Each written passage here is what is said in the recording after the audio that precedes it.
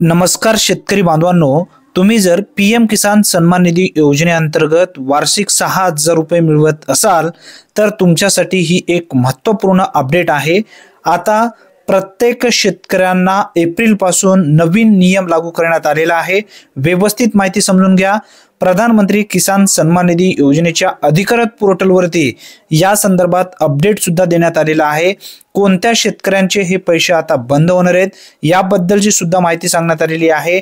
ज्या शेतकऱ्यांना नवीन नोंदणी करायची आहे अशा शेतकऱ्यांना सुद्धा आता नवीन नोंदणी जर आपल्याकडे फार्मर आयडी कार्ड असेल, नंबर असेल तरच आपल्याला ऑनलाइन करता येणार आहे, अन्यथा यामध्ये आपण पात्र होऊ शकणार नाही।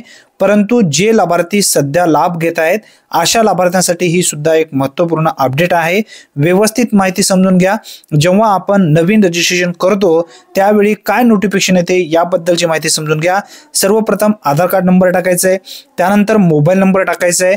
जर पूर्वी तुम्ही पीएम किसान सन्मान निधी योजनेसाठी आपल्या कुटुंबातील एखाद्या व्यक्तींसाठी जर दिलेला असेल तर तोच मोबाईल नंबर परत या ठिकाणी घेतला जाणार नाही असा सुद्धा उल्लेख यामध्ये करण्यात आलेला आहे। आणि आधार कार्डला मोबाईल नंबर लिंक असणे आवश्यक आहे। आणि खाली जो आपला राज्य आहे तो राज्य सिलेक्ट करायचा आहे। राज्य सिलेक्ट केल्यानंतर खाली दिलेला कॅप्चा जशास तसे कॅप्चा कोडच्या ठिकाणी टाकून गेट ओटीपी या बटनावरती क्लिक करायचं आहे। सेम टू सेम टाकायचं आहे। पूर्ण प्रोसेस या ठिकाणी मी ए टू झेड तुम्हाला दाखवणार आहे। तुमच्यासाठी सुद्धा सेम प्रोसेस असणार आहे।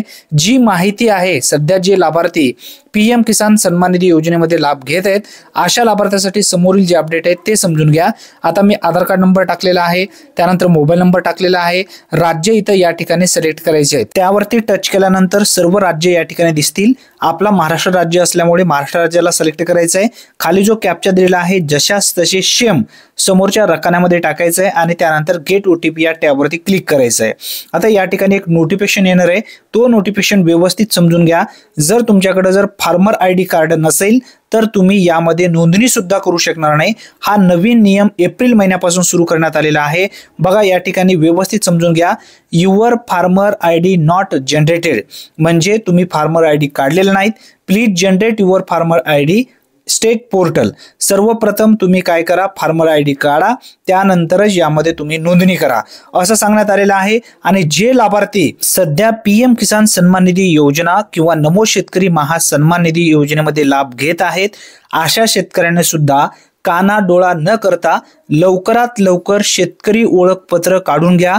जर शेतकरी ओळखपत्र तुमच्याकडे नसेल तर येणारा जो 20वा हप्ता आहे तो सुद्धा तुमचा बंद होऊ शकतो। कारण भरपूरदा राज्य सरकार व केंद्र सरकारच्या माध्यमातून वारंवार सांगण्यात येत आहे 20वा हप्ता किंवा पुढील हप्ता जर पाहिजे असेल पीएम किसान सन्मान निधी योजना किंवा नमो शेतकरी योजनेचा तर तुमच्याकडे शेतकरी ओळखपत्र कार्ड असणं गरजेचं आहे। त्यासाठी लवकरात लवकर शेतकरी ओळखपत्र काढून घ्या। शेतकरी ओळखपत्र सीएससी सेंटर, आपले सरकार सेवा केंद्र किंवा तुमच्या गावातील तलाठी कार्यालयामध्ये जाऊन सुद्धा शेतकरी ओळखपत्र तुम्ही काढू शकता। या संदर्भात आपल्या चॅनलवरती ऑलरेडी सुद्धा आपण भरपूरदा अपडेट सुद्धा घेतलेला आहे। भरपूर असे शेतकरी आपल्या चॅनलच्या माध्यमातून जी माहिती देण्यात आली होती त्या माहितीप्रमाणे शेतकरी ओळखपत्र सुद्धा काढलेले आहेत। जर तुम्ही काढला नसेल तर लवकरात लवकर काढून घ्या। धन्यवाद, पुन्हा भेटूया, तोपर्यंत जय हिंद।